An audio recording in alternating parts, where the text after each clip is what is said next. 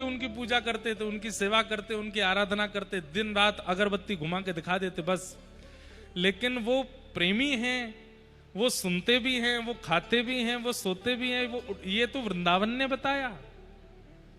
वृंदावन ने ठाकुर जी की सेवा पद्धति को विस्तृत किया। नहीं तो लोग बाग तो केवल परमात्मा की तरह पूछ के चले जाते थे। और इस सेवा का विस्तार करती हैं श्री गोपियां, व्रज की गोपियां। ठाकुर जी धीरे धीरे 1 साल के है गए, अभी तक नामकरण नहीं भयो। नंद बाबा ने सांडिल्य मुनि से जाके कही कि आप लाला को नामकरण कर दो। सांडिल्य मुनि बोले मैं अभी बहुत व्यस्त हूं और 1 वर्ष तक अभी नहीं कर पाऊंगा। तो बोले लाला 2 साल को है जाएगा फिर तो। तब सांडिल्य मुनि बोले देखो मैं कुल पुरोहित हूं, लेकिन मैं आज्ञा करके कह रहा हूं कि अभी व्रजमंडल में कुछ दिन बाद गर्गाचार्य जी आ रहे हैं, वो बड़े ज्ञानी हैं, उनसे तुम लालाओं का नामकरण करा लो, मेरी आज्ञा है। मैं कुल पुरोहित हूं, मैं आज्ञा कर रहा हूं। वास्तव में भगवान के कुल पुरोहित गर्गाचार्य जी हैं। क्यों? देवकी और वसुदेव के कुल पुरोहित वही हैं। गर्गाचार्य जी आए, नंद बाबा ने जाके प्रार्थना करी लाला को नामकरण कर दो।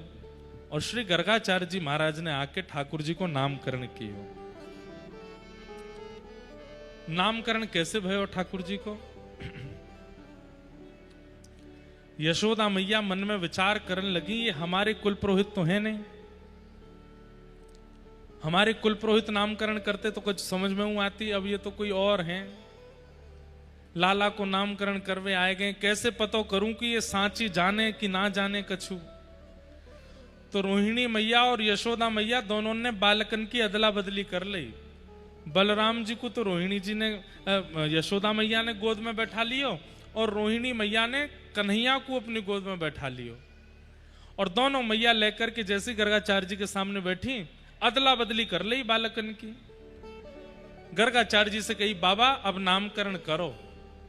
तो नामकरण कर रहे हैं। सबसे पहले यशोदा की गोद में बैठे हुए लाला को देख करके गर्गाचार्य जी तुरंत बोल पड़े मैया ये आपको लाला नहीं है।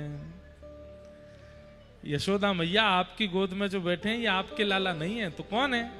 अयम ही रोहिणी पुत्रो रमयन सुहृदो गुणैः आख्यास्यते राम इति वलाधिक्याद्बलं विदु।